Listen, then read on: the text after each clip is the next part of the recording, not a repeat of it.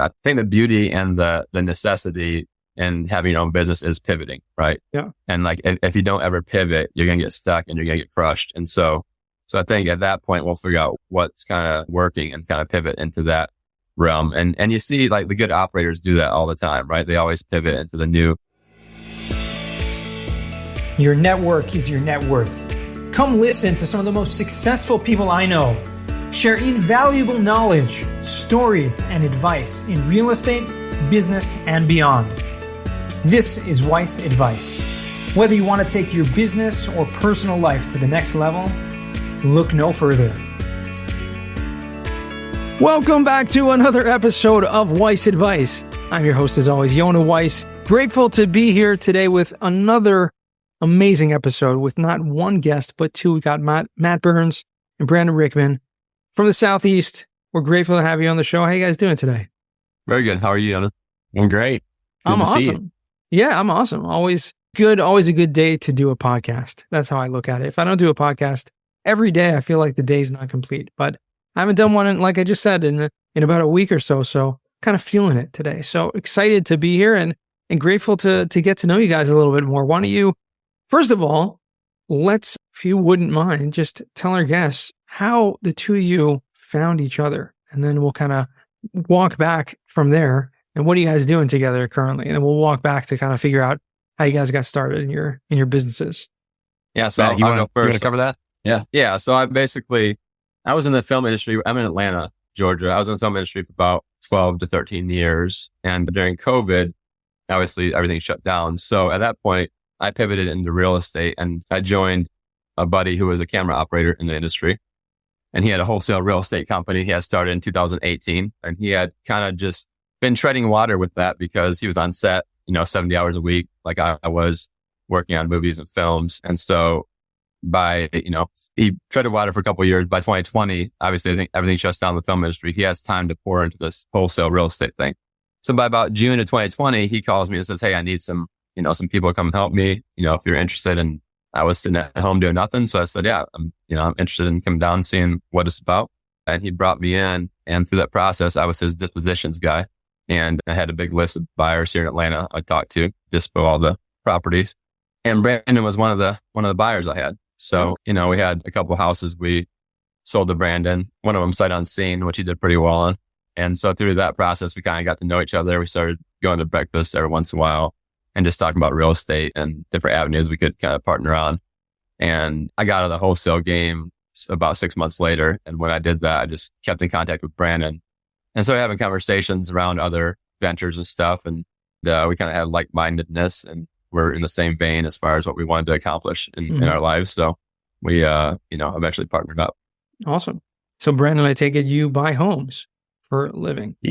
Yes, I do. So I've been in Atlanta as well. Grew up in Atlanta, lived here my whole life with the exception of college. And so been involved in real estate. My dad was involved in real estate. And so I kind of grew up in the construction world, mostly single family. My brother's in commercial contracting now, and I stayed on the residential side for the most part.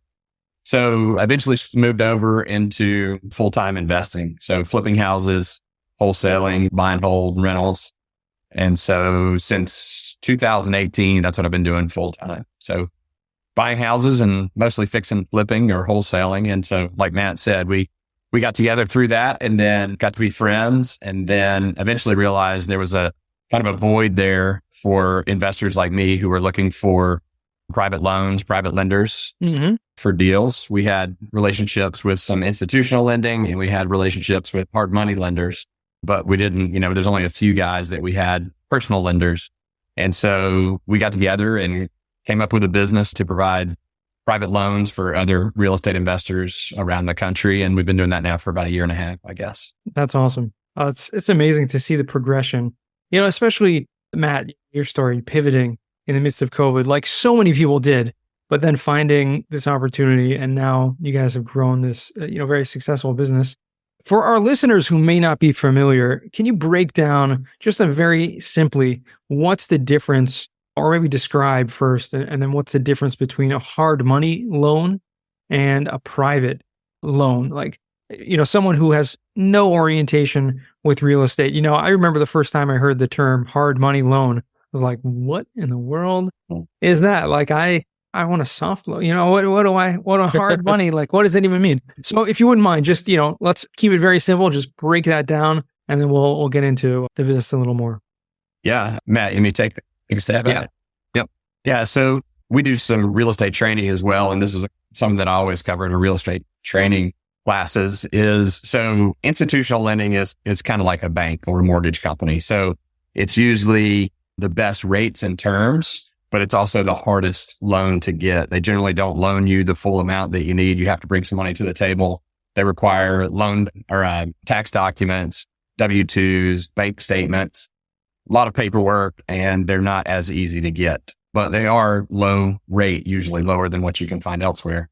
The next one is what I call hard money loans, and that's bigger companies who have funds generally or their own money that they're loaning from. And so they're easier to get. They don't require all the paperwork, but they usually have higher rates and higher terms. So you might, pay 10, 12, 14% interest on those, but you don't have to jump through all the hoops to get the loans.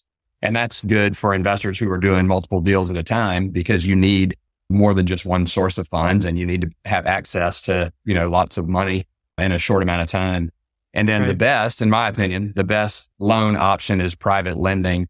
And really, I tell people, I have people call me all the time and say, will you introduce me to some of your private lenders?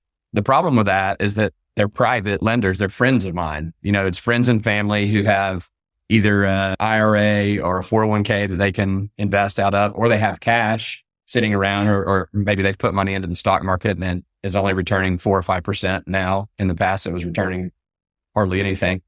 And so they want to put their money to work and get a better return. And so they trust me. They know my business for years. They know I'm going to pay them back, as I said I would. And of course, Georgia's an attorney state, so everything closes through an attorney anyway. Right. But a private lender is someone who says, you know what, Brandon, I know your business. I've seen you do this for years. I want to help you and I want to get a good return. So we'll do the loan.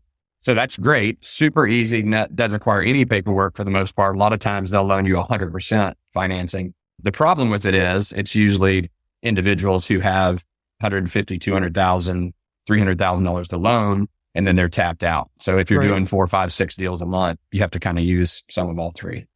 Gotcha. So, there's definitely advantages and disadvantages to each one of those, the pros and cons of every type of financing. I think one of the biggest ones, which kind of glossed over, is the timing, right? Hard money loans, or private money loans, you can typically close them out in a week or even less. Sometimes I've been in situations. I actually was a hard money loan broker for a little stint in the beginning of my real estate career. And some, lenders can turn around in 24 hours or 48 hours, if they trust the person and they have the right documentation, the underwriting on the property, et cetera. So that's huge when you're dealing with a deal. And I think it comes back to the term itself, hard money loan. When you talk about buying property, oftentimes, if you just want to get it under contract, you have to put down what's called hard money. You have to put a deposit on the property, which in many cases is non-refundable. And so that's where the term hard money comes from, is that it doesn't come back. You put down this non-refundable deposit and just to get the property under contract, and that's pretty much it. So you need money oftentimes very, very fast. You find a great deal, you need quick cash. Yeah, the quickest loan we closed. So in our fund that we have now called Proline Capital, we did a loan in 26 hours. That was our quickest. And that was something that we, was something local to us. So we knew the property more intimately than, it wasn't like out of state or somewhere. But, we typically close, 2 to 5 days is our time, as long as it's in Georgia. And then if it's in a different state, there's different timelines. But we kind of lend in the Southeast and try to stay fairly close to home so we can drive to the properties if we need to, if something goes wrong or something. So, right. So you mentioned, Brandon, when you're dealing with private lenders, they only have a limited amount of funds to contribute. So which means in order to have a fund of sorts that you guys have had, you need to have multiple streams of income, I guess, investors or what have you, to fill that fund so that you can go ahead and loan out that money. How do you go about finding these investors? And are you turning to institutional money? Are you turning to what type of sources are you guys using? And I know it's private, so you don't have to reveal actual names, but where are the sources you're getting the money from? Well, sorry. Go ahead, man. Go ahead. So we started in the film industry because that's where I had my roots, right? And so I had established relationships there for a decade or more, and a lot of people trusted me in that industry. And then I brought on another partner. We have another partner named Sean, who also raises capital with me, and he's from the film industry as well. He still is in the film industry. And so between those two, we were kind of raising out of that pool, which is kind of a largely untapped market as far as real estate investing, which is kind of odd, but a lot of people in the film industry are in stocks and crypto and all that kind of stuff. And that's what they talk about on set. And they don't really do real estate investing on a big scale. So there's some education that had to be done there. But, we had a good base of investors out of that industry. And then last year they had the strike. So when that happened, we had to kind of pivot, and we're starting to, focus on trying to get more like self-directed IRAs coming in this year. We are getting some family office and institutional relationships that we're trying to work on, but we're kind of trying to keep our investors on a smaller scale, because in our fund, we have a liquidity option where it's a 90-day redemption period. And so in order to take on like a large investor that has a lot of the fund, we can't really deliver on that promise anymore, right? So we try to keep people to a certain level to where we can cash them out if they want to be cashed out in the 90-day period. Obviously, we don't promise they can do that because we can't be forced to sell assets and all that stuff for the PPM, but we try to keep that liquidity option there for people. So if they need to get their capital back, it's a good experience for them, right? So yeah, that's great. I mean, it sounds like a no-brainer for a lot of people to invest, especially, I mean, you're not guaranteeing returns. Obviously, you can't legally guarantee returns, but a track record, speaks for itself for a lot of people in terms of wanting to invest or the willingness to look into a different type of investment. What's your experience been like over the past, couple of years or year or so since you guys have opened this up? On the investor side or on the lending side? Both. Let's break it down. Both. Okay. Brandon, you have thoughts? Thoughts for the investing side, Brandon, or the lending side? Yeah. I think last year was a little bit slower than we had anticipated from a borrower side. I think there's money out there. There's investors out there who are looking to put their money to work as far as investing in the fund. But from a borrower standpoint, I think we've kind of, in the last year and a half, on the single family real estate side, we've kind of been in an awkward position where a lot of the things that have happened in the market over the last year and a half, you would have expected the real estate market to go down more than it has. I've expected it to. But what happened is, I think because there's a shortage of inventory out there, and so there's still a demand, even though interest rates went up. And what that did for our business and what we've been seeing is that if you have a new construction or a house that's been completely 100% remodeled and is in, move-in ready shape, it still sells pretty quickly at a good price. And what that does is that causes all the neighbors to think that they can still sell their house at that same price. The problem is the houses that are completely remodeled, somebody spent $100,000 to rehab, and the neighbor who wants full retail hasn't done anything since 1970. And so they still want a high price. At the same time, the investors that we're loaning money to, so the buy and hold investors or the fix and flip investors that we're loaning money to, they're kind of waiting on the sidelines because interest rates have now doubled in the last 14 months, 12 months. And so they can't buy and hold a rental property at the same rate, obviously, as they could a year ago. So they're waiting for the interest rates to come down or the sales price to come down to make up for the difference. And the fix and flip investors that we, focus on, same thing. They're still buying and they're still borrowing from us if they can find the house at the right price. But because those sellers are still looking for a retail price, it's hard right now to find properties in inventory that you can get at the price you need to in order to spend the money to rehab them and put them back on the market. 100%. And that makes a huge, huge difference. I mean, obviously the markets have been fluctuating for, the past several years. And obviously you guys got in the business in this time. When you started out, you said in 2018, you kind of at a great time in the market. It still hadn't peaked yet, obviously, through 2020, 21 and 22. That's, those are, I think, the times when it's kind of peaked. But I mean, you're still seeing people finding deals and having inventory to lend on. Yeah, for sure. And I think this year it's actually picked up a bit. I mean, toward the end of last year and then the start of this year, we're seeing a lot more deals coming in. I think, finally hopefully the sellers are starting to be more reasonable and, there's more deal flow starting. obviously the capital markets as well were kind of locked up last year. It got very illiquid. So, we're starting to see a little bit of a release in the capital markets. So once the money gets flowing and the deals start, the inventory comes back a bit, then we're going to be in a good spot for spring, I think. Awesome.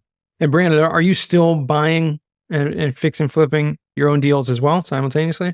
Oh, yes. Yeah, that's my major focus. Where I spend most of my time is still buying and fixing and flipping. And, we're still doing 30, 25, 30, 35 deals a year. In the past, we've done 8, 9, 10 a month. So it's slower still, but we're still finding enough inventory to stay busy. That's awesome. Where do you see the market kind of heading right now? Obviously, Atlanta is an incredible city in terms of the growth that's happened and continues to happen. I mean, it just keeps, every time I go to Atlanta, it just looks, first of all, there's like cranes everywhere, right? But it just keeps expanding and expanding and expanding. Yeah, I would say, go ahead. I was just going to say, I think, Atlanta is one of the few major markets where you can still buy property at a reasonable price. If you compare Atlanta's real estate prices to any of the other major, 10, 15 major markets around the country, you can't buy a house in San Francisco or New York or Dallas, Chicago for, $150,000, $200,000. And in Atlanta, you can buy property, half a block from the best parts of downtown for $150,000. Wow. So I think that's helped a lot. And I think this year is going to improve as well. I mean, even with the interest rates just staying the same or dropping just a little bit, we've seen inventory pick up. We've seen some movement. So I think any movement in that direction is going to open things up and people are going to start buying again and jumping back in. So we're expecting 24 to be a good year. Yeah. Well, I hope so. We're on the right track. That's for sure. Matt, I'm curious to know, you spent so much time in the film industry. You still have any ties to it besides for the actual investors that you found from it? Or do you have any desire to kind of go back to that? Or have you found real estate as your, new passion and just all in? Real estate for sure is a new passion. I mean, I still love the film side. The reason I got out of it was because of COVID made that cut or gave me a chance to, but it was because I started when I was single, right? And I was working 70 hours a week, and I'm fine working 70 hours a week. I don't care. But then I got married along the way and then had kids, right? And when I had the kids was when the part where it started getting difficult to stay in the industry. Right. So real estate's given me time freedom, which has been, huge. But I still love the process of the film industry. I just don't love the hours and the lifestyle. So there is still, along this journey, as we've started raising money for the fund and for other things, like I've gotten a lot of people approaching me with film ideas to fund, right? Because when you get in that fundraising, capital raising area, you just get a bunch of deals from different people that are looking for money, right? Sure. So I've had a couple stories land on my desk in the last 6 months, and we're kind of looking at maybe developing some of those more on the producing side or capital raising side, as opposed to the crew side, which is what I did before. Right. So I'm still interested definitely in the film medium and love just the process of how you make a film, but it's not my major focus at this point. Right. So for sure. Yeah. I mean, and it's pretty amazing when you think about it. You have such a deep involvement in something, and obviously the ability through real estate to find that time freedom that you were so desiring. It's such a blessing, right? And it's like almost a blessing in disguise because COVID kind of forced that upon you and so many other people. But I think like yourself and many others have found an opportunity to kind of break free from those golden handcuffs, as they like to call it. But I love the fact that you're kind of still involved in that and open to the opportunities of, being involved in a different way, producing, like you said. I've actually had several people over the years, and actually just last week, someone reached out to me if I know anyone who wants to invest in a film. And to me, it's fascinating because like every business, really, when you think about it, has, needs capital to function. And there are so many different sources of that capital. Not everyone is looking for investors per se. They may be looking for different types of capital. But have you been involved or either of you in any other types of ventures besides for, the single family kind of fix and flip? Or is there an idea to kind of expand the fund to lend on different things? Yeah, we definitely, inside of the fund, we have some leeway, in the PPM to lend on anything kind of real estate related. We can't really lend on like films and stuff, but real estate related. So eventually when we get to a certain size, we'll do some like small balance commercial probably, if it makes sense, and things of that sort. but we're not going to be lending in, different industries out of that fund. We'll start, if we want to do that, we start a separate fund to kind of facilitate that. Right. So that makes sense. Yeah. And I would say individually, certainly before we started the fund, but individually I was thinking as you asked the question, I invested in a commercial fencing company, like guys that put in fencing for Walmart around the country. At one point, I was a investor in a company that was a coffee producer, and I eventually sold that company to one of the largest fast food restaurants in the country. So that was fun. I've had a few losers too. I've had a few investments that didn't work out well. Now we're actually building a self-storage facility. So I'm an owner of that, but also an investor in that as well. So that's kind of real estate related, something Matt and I have talked about, multifamily and self-storage within the fund or a new fund. But we've individually, separate from the fund, we've invested in other businesses and still get people that reach out to us from time to time that are, trying to raise capital for their business. Sure. So where do you see this fund taking you, or this business model taking you over the next couple of years? Where do you see it expanding to, or what's kind of the goals? Well, 5 to 7 year outlook, we're looking at getting 50 million, right? That's our goal, push to 50 million. And honestly, at that point, my exit strategy is to turn that into a passive income source, right? And kind of step away and bring in an operator, a fund manager that can kind of take over and kind of make it a passive thing on my side. And, I think Brandon and Sean, my other two partners, are kind of, in the same vein. We'll eventually get a team that we can kind of transition it off to at some point and kind of step away and start doing other things, maybe start another fund for self-storage or multifamily or whatever it is at that point, right? And kind of pivot again. I think the beauty and the necessity in having your own business is pivoting, right? Yeah. And like, if you don't ever pivot, you're going to get stuck and you're going to get crushed. And so I think at that point, we'll figure out what's kind of working and kind of pivot into that realm. And you see like the good operators do that all the time, right? They always pivot into the new thing, like I'm wearing a passive investing hat right now. I should have our hat on, but I have a passive investing hat. So, like Dan Hanford, those guys, they kind of pivoted from multifamily into car washes and, pickleball courts. And you have to be flexible when you're a business owner and kind of see what's coming down the line and kind of transition before you get crushed, in whatever you're doing. So I think that's a necessity as a business owner, is to have that mentality of, hey, let's pivot into whatever is working at this time. And I think for the most part, private money lending, in my opinion, kind of stays consistent throughout, right? Like there's always a need for capital. Sure. And it's always a good return. And as long as you're controlling your LTV or your ARV that you're lending at, then you're going to be fine, no matter what economy we're really, going into. So. Yeah, that's awesome. Brandon, do you have anything to add to that in terms of the short-term, long-term vision of this? I'd say from my perspective, the main reason why I wanted to get into the private lending side of the business was because of the void that I saw, or the need that I saw as a real estate investor. And so that's what really drives me still, is I know there's a need for investors out there who are flipping houses and buy and hold investors who can't work with institutional funds because either they don't have the W-2s because they're self-employed, or they don't have access to capital. And so there's such a need out there. And I think there's going to always be a need. I want to be provider of that. I want to fill that void or that need that's out there. So yeah, I think having been on all sides of the equation from an investor standpoint, as a contractor, remodeling, doing the work, as an investor, as a flipper, as a buy and hold investor, being the bank is the best of all the above. And so transitioning to where, we're focused on loaning money to people who are doing all those things instead of me personally doing those things. Absolutely.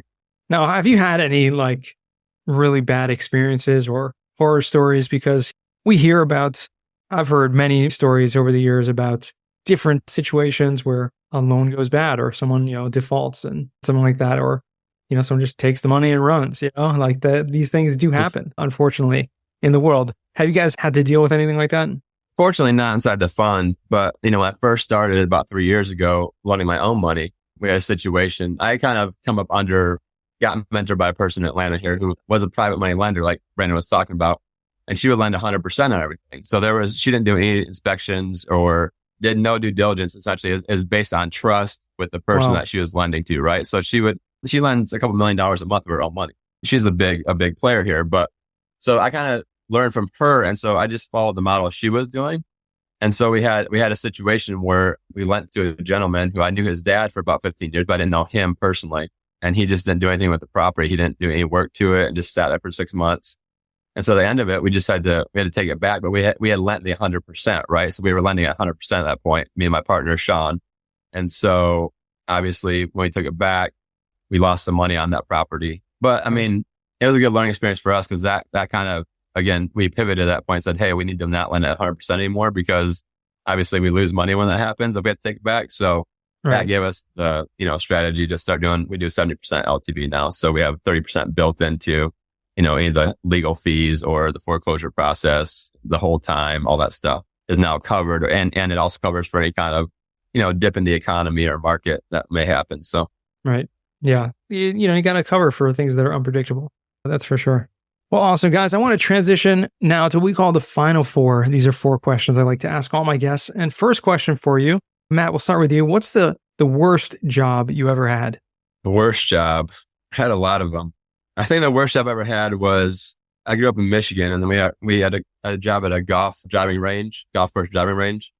And it was this kind of mucky, range 300 yards out, and they would make us pick up the balls by hand. So we had a shagger, right? And me and my brother walk around and had to shag all the balls on this 300-yard property by hand. So that was a pretty not fun job. But a close second to me was I worked at Old Navy out of high school, and worked there for about 6 months through the holiday season at a new mall that was kind of close to us at that time. And man, I give major props to people who do retail because retail's tough.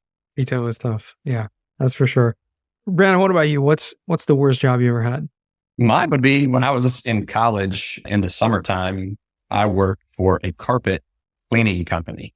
So people would call us and I would drive the van out there. We had the big carpet cleaning machine in the back of the van. No air conditioning in the van in the middle of summer in Georgia. It's pretty warm. Mm-hmm. And then when you run that engine, for an hour while you're cleaning, then you get back in the van, it's 1,000 degrees. But we were cleaning usually vacant houses that had been emptied before an investor was going to flip them, or a tenant had moved out and destroyed the carpets, and we would clean them. So we saw some nasty stuff, and it was a dirty, hot, stinky job. Sounds like it. Yeah, definitely not a fun one, but something that needs to happen. And obviously one of those things that are very, necessary when dealing with carpet. Let's just want to pull out the carpet, but that's obviously more expensive than cleaning it. What is a book you've read that's given you a paradigm shift?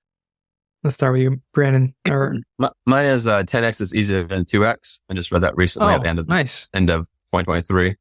And we're kind of in the middle of that transition in the company just because of, like I said, we were raising out the film industry and kind of got us to where we are.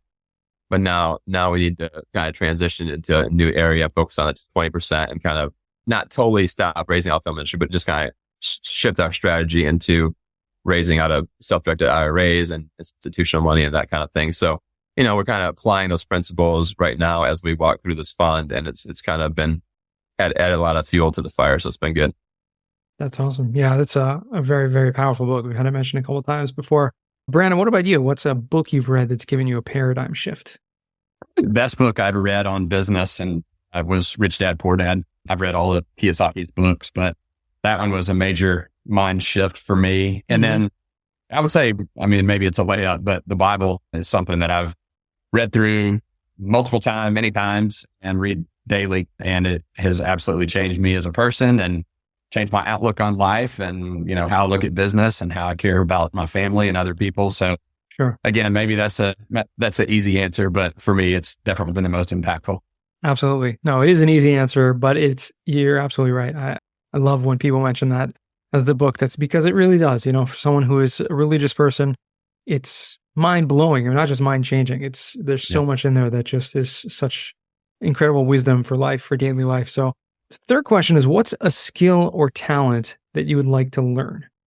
Is this something that goes beyond the believable? Like something I would want to do? Anything you're like, hey, I would love to learn, how to fly a plane or whatever.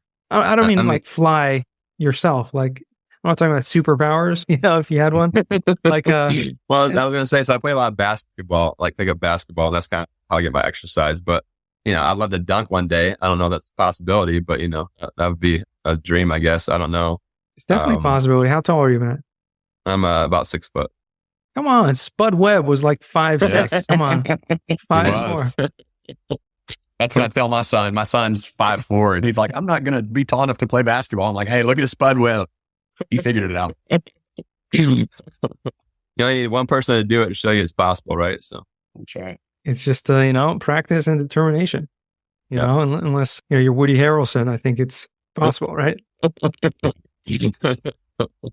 I would say for me, I'm really trying to learn how, like I mentioned, the self-storage deal. I'm really trying to learn how to be more on the legacy wealth creating side of things. And so I want to learn how to buy and manage multifamily and self-storage properties.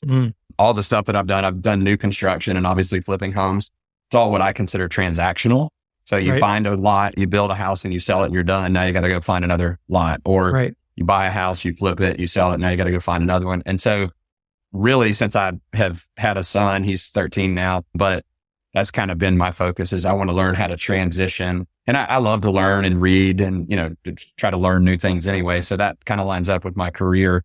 But, how do I get more involved on the operations side? How do I evaluate and buy and become part of multifamily and self-storage so that I can leave a legacy for my son?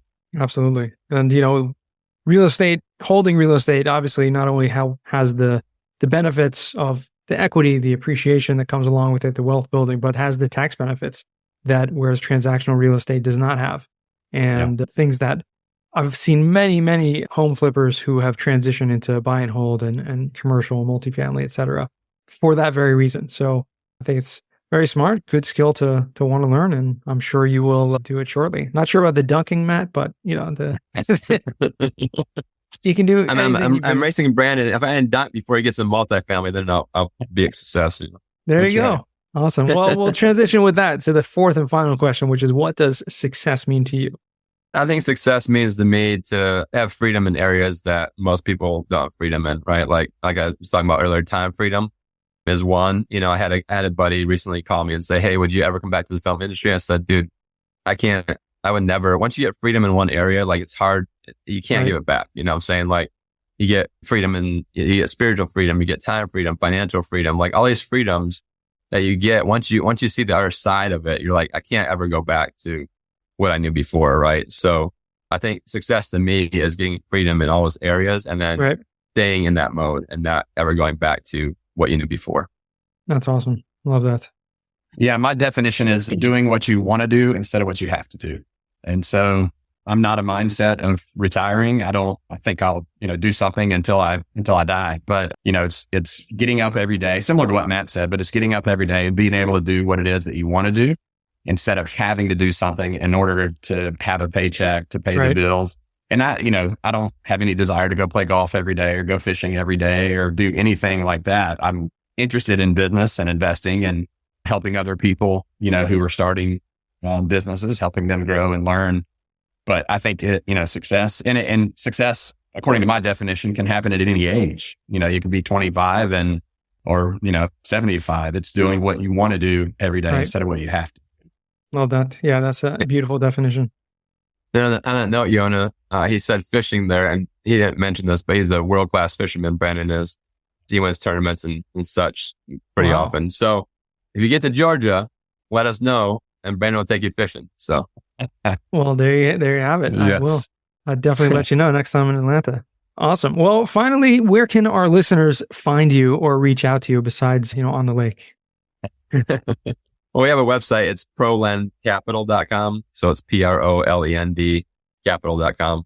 And then also, you can reach out to us on Facebook. We have Facebook. We're going to have Instagram soon. We're kind of developing our social media strategy right now. So we're not quite the full presence we want to be, but that's what we're kind of launching into in 2024. And, we both have emails, Matt at prolendcapital.com and Brandon at prolendcapital.com. We're always accessible if you guys want to reach out and have a conversation. So awesome. We'll make sure to put all that in the show notes, and appreciate you guys for taking the time today and joining me on the show. Yeah. Thank you, Yonah. It was a Appreciate pleasure, it, man. Thank you. Awesome. And to our listeners, thank you all for joining us all the way to the end once again. And remember, the best advice comes only when you ask. Real quick, I have one question for you. Did you like this episode? if you did, I want to ask you a huge favor. See, the biggest thing that helps this podcast grow and that will spread this message to the whole world is that if you leave a review, a rating, and subscribe to the podcast. What that does is it basically tells the platforms that this podcast is out on is that you like my stuff and I'm doing something right. So take a few seconds out of your day, hit that subscribe button, leave a rating or review. I would be extremely grateful. Also, I want to hear from you guys. So I want to hear some feedback. If you have any questions for future episodes, please find me on LinkedIn. Send me a DM, a connection request, Yonah Weiss, and I'd love to hear from you.